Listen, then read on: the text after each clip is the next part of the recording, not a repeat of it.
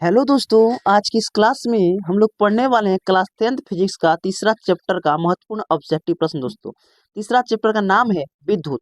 दोस्तों, इसके अंदर से आपके बोर्ड एग्जाम में हर साल प्रश्न पूछा जाता है और भर भर के प्रश्न पूछा जाता है। तो अगर आप भी क्लास 10th के विद्यार्थी हैं तो इस वीडियो को जरूर देखिएगा।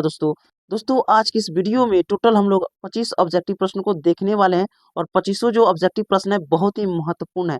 अगर आप लोग इस 25 ऑब्जेक्टिव प्रश्न को देख लेते हैं तो आपके बोर्ड एग्जाम में इसके अंदर से ही प्रश्न रहेंगे और इस वीडियो में देखना है कि आप लोग कितना सही जवाब देते हैं, कौन कौन से आप लोग प्रश्न पढ़े हैं ये भी अंदाजा लग जाएगा। तो चलिए फाइनली वीडियो को स्टार्ट करते हैं और प्रश्न को देखते हैं। दोस्तों, पहला नंबर प्रश्न है, सेल के विद्युत वाहक बल का मात्रक होता है। सेल के विद्युत वाहक बल का मात्रक है तो वोल्ट। आपका ऑप्शन बी करेक्ट हो जाएगा। चलिए आगे बढ़ते हैं। दोस्तों दोस्तों दूसरा नंबर प्रश्न है, 12 वोल्ट विभवांतर के दो बिंदुओं के बीच 2 कूलम्ब आवेश को ले जाने में कार्य किया जाता है। तो दोस्तों ये तो न्यूमेरिकल है, तो मैं अलग से न्यूमेरिकल का जो मतलब कि क्लास है मैं बना दूंगा, उस वीडियो में आपको समझा दूंगा। फाइनली अभी ऑप्शन से इसको करते हैं तो आपका ऑप्शन भी करेक्ट हो जाएगा, 24 जूल। ठीक है, चलिए आगे बढ़ते हैं। दोस्तों तीसरा नंबर प्रश्न है, प्रतिरोध का एसआई मात्रक होता है। तो प्रतिरोध का एसआई मात्रक ओम होता है, तो आपका ऑप्शन डी करेक्ट हो जाएगा। दोस्तों चलिए अगला प्रश्न को देखते हैं। चौथा नंबर प्रश्न है, 10 ओम एवं 20 ओम के दो प्रतिरोधों को श्रेणी क्रम में जोड़ने पर समतुल्य प्रतिरोध होगा। देखिए कहा जा रहा है 10 ओम एवं 20 ओम के दो प्रतिरोधों को श्रेणी क्रम में जोड़ने पर समतुल्य प्रतिरोध होगा। तो दोस्तों इनको जोड़ देना है, 20 और 10 कितना होता है 30। आपका ऑप्शन सी करेक्ट हो जाएगा, 30 ओम। ठीक है, चलिए आगे बढ़ते हैं। यहाँ पर 5 नंबर प्रश्न है, विद्युत बल्ब का तंतु किस धातु का बना होता है। तो विद्युत बल्ब का जो तंतु होता है दोस्तों वो टंगस्टन का बना होता है, तो आपका ऑप्शन भी करेक्ट हो जाएगा। चलिए दोस्तों आगे बढ़ते हैं। छठा नंबर प्रश्न है, विभवांतर का मात्रक होता है या विभवांतर का ऐसा ही मात्रक कैसे पूछा जा सकता है। तो विभवांतर का जो मात्रक होता है वोल्ट होता है, तो आपका ऑप्शन सी करेक्ट हो जाएगा। ऑप्शन सी बिल्कुल राइट हो जाएगा। चलिए आगे बढ़ते हैं। 7 नंबर प्रश्न है, निम्नलिखित में कौन विद्युत का सुचालक है। तो देखिए विद्युत का सुचालक पूछा जा रहा है, तो आपका ऑप्शन डी करेक्ट हो जाएगा, ग्रेफाइट। ग्रेफाइट जो है विद्युत का सुचालक होता है। 8वां नंबर प्रश्न को देखते हैं। 8 नंबर प्रश्न है, जब किसी चालक तार से विद्युत धारा प्रवाहित होती है तो गतिशील कण होते हैं, तो इलेक्ट्रॉन होते हैं, तो आपका ऑप्शन डी करेक्ट हो जाएगा। 9 नंबर प्रश्न है, विभवांतर मापने वाले यंत्र को कहा जाता है। तो विभवांतर मापने वाले यंत्र को कहा जाता है वोल्ट मीटर, तो आपका ऑप्शन बी करेक्ट हो जाएगा, वोल्ट मीटर। दोस्तों 10 नंबर प्रश्न है, वोल्ट मीटर को विद्युत परिपथ में कैसे जोड़ा जाता है। देखिए एक समांतर क्रम होता है, एक श्रेणी क्रम होता है। तो वोल्ट मीटर को विद्युत परिपथ में दोस्तों समांतर क्रम में जोड़ा जाता है। ठीक है, तो आपका ऑप्शन बी करेक्ट हो जाएगा, समांतर क्रम में। दोस्तों 11 नंबर प्रश्न है, आम मीटर को विद्युत परिपथ में कैसे जोड़ा जाता है। तो आम मीटर को हमेशा याद रखिएगा श्रेणी क्रम में जोड़ा जाता है, तो आपका ऑप्शन ए करेक्ट हो जाएगा। दोस्तों यहाँ पर देखिए 12 नंबर प्रश्न है, एक एचपी यानी एचपी का फुल फॉर्म होता है हॉर्स पावर। एच से हॉर्स, पी से पावर, हॉर्स पावर यानी अश्व शक्ति। यानी एक एचपी यानी एक अश्व शक्ति बराबर होता है तो 746 वाट। आपका ऑप्शन एक करेक्ट हो जाएगा। ये बहुत ही इंपॉर्टेंट प्रश्न है, कई बार एग्जाम ये पूछा भी गया है। चलिए आगे बढ़ते हैं। दोस्तों 13 नंबर प्रश्न है, शुष्क सेल में धन इलेक्ट्रोड किस धातु का होता है। देखिए शुष्क सेल में धन इलेक्ट्रोड किस धातु का होता है, तो कार्बन का। आपका ऑप्शन सी करेक्ट हो जाएगा। 14 नंबर प्रश्न है, शुष्क सेल में ऋण इलेक्ट्रोड किस धातु का होता है, तो जास्ता का। आपका ऑप्शन बी करेक्ट हो जाएगा। ऋण और धन इलेक्ट्रोड के बारे में आप जान गए, ठीक है, तो जास्ता का होता है। चलिए आगे बढ़ते हैं।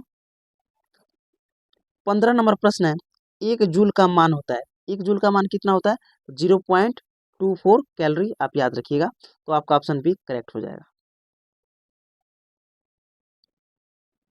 16 नंबर प्रश्न है, 1 किलोवाट घंटा का व्यवहारिक मात्रक क्या है। 1 किलोवाट घंटा का व्यवहारिक मात्रक क्या है, तो यूनिट। ठीक है, तो आपका ऑप्शन ए करेक्ट हो जाएगा। यानी किलोवाट घंटा को हमेशा जो मापा जाता है यूनिट में मापा जाता है, इसलिए आपका ऑप्शन ए करेक्ट हो जाएगा। 17 नंबर प्रश्न है, ऊर्जा का एसआई मात्रक क्या होता है। ऊर्जा ऊर्जा का एसआई मात्रक पूछ रहा है, तो जूल। देखिए ऊर्जा ऊर्जा कहाँ पे आके खत्म हो जा रहा है, जा पे। जा से जूल याद रखिएगा, ऊर्जा और जा से जूल। तो ऊर्जा का सही मात्रक होता है जूल, इसलिए आपका ऑप्शन बी करेक्ट हो जाएगा। दोस्तों 18 नंबर प्रश्न है, बिजली के फ्यूज का तार बना होता है, देखिए बिजली के फ्यूज का तार बना होता है पूछा जा रहा है। तो जो बिजली के फ्यूज का जो तार होता है तांबा और टीन दोनों को मिलाकर बना होता है, ठीक है, तांबे और टीन दोनों का, इसलिए आपका ऑप्शन सी करेक्ट हो जाएगा। चलिए आगे बढ़ते हैं दोस्तों। 19 नंबर प्रश्न है, किसी कुंडली का प्रतिरोध ज्ञात करने का सूत्र है। देखिए किसी कुंडली का प्रतिरोध ज्ञात करने का सूत्र पूछा जा रहा है। देखिए आर बराबर वी बटा आई, या एक चीज और याद रखिएगा, एक चीज और होता है कि वी बराबर आई आर भी कभी कभी दे देता है, ठीक है, इस बात को याद रखना है, इसलिए आपका ऑप्शन भी करेक्ट हो जाएगा। चलिए आगे बढ़ते हैं। यहाँ पर 20 नंबर प्रश्न है, एकांक समय में विद्युत आवेश के परिमाण के प्रवाह को क्या कहा जाता है। देखिए एकांक समय में विद्युत आवेश के परिमाण के प्रभाव को क्या कहा जाता है, तो विद्युत धारा कहा जाता है, तो आपका ऑप्शन सी करेक्ट हो जाएगा। दोस्तों 21 नंबर प्रश्न है, विद्युत प्रवाह की दिशा मानी जाती है। देखिए विद्युत प्रवाह की दिशा मानी जाती है, तो याद रखिएगा धन टर्मिनल से ऋण टर्मिनल की ओर, तो आपका ऑप्शन भी करेक्ट हो जाएगा, यानी धन यानी पॉजिटिव टर्मिनल से लेकर नेगेटिव टर्मिनल की ओर, इसलिए आपका ऑप्शन भी करेक्ट हो जाएगा। चलिए आगे बढ़ते हैं। 22 नंबर प्रश्न है, कोई विद्युत बल्ब 220 वोल्ट के जनित्र से संयोजित है, यदि बल्ब से 0.50 एम्पियर विद्युत धारा प्रवाहित होती है तो बल्ब की शक्ति होगी। दोस्तों 110 वाट हो जाएगा, आपका ऑप्शन डी करेक्ट हो जाएगा।